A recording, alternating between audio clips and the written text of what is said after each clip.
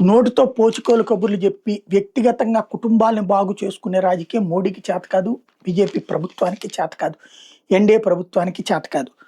చాలా క్లియర్‌గా భవిష్యత్తు ప్రణాళికలు భారతదేశపు అభివృద్ధి దిశగా అడుగులు వేస్తుంది. ఇప్పుడు 3 అంశాలు చేస్తోంది.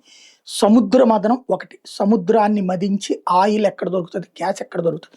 అనేక సంస్థలకి అనుమతులిచ్చింది. అట్లాగే దేశంలో సహజ వనరులు ఇప్పుడు మన బంగారం దొరికింది అట్లాంటిది. అలాంటి అనేక గనుల వెలికితీత. ఇది ఒకవైపు జరుగుతుంది. రెండో వైపున వచ్చేటప్పటికి ఎలక్ట్రిక్ వెహికల్స్ ప్రోత్సాహం, ప్రతి ఇంటికి కూడా సొంతగా విద్యుదుత్పత్తి చేసుకునేందుకు అనుగుణమైనటువంటి ప్రోత్సాహకం ఇదంతా రెండవ అడుగు పడుతుంది. తద్వారా విద్యుత్తు వాడకం కంటే కూడా వినియోగం ఎక్కువ దిశగా అడుగులు వేస్తుంది. మూడో వైపు ఎలక్ట్రిక్ వాహనాల వైపు ప్రోత్సహిస్తుంది. ఇవన్నీ జరిగితే 2030 నాటికి ఆయిల్ వాడకం మనకి మనం కొనుక్కున్నది ఎంతో అంటే మన దగ్గర ఉన్న దాంతోనే మనం సర్వైవ్ అయ్యేటట్టు.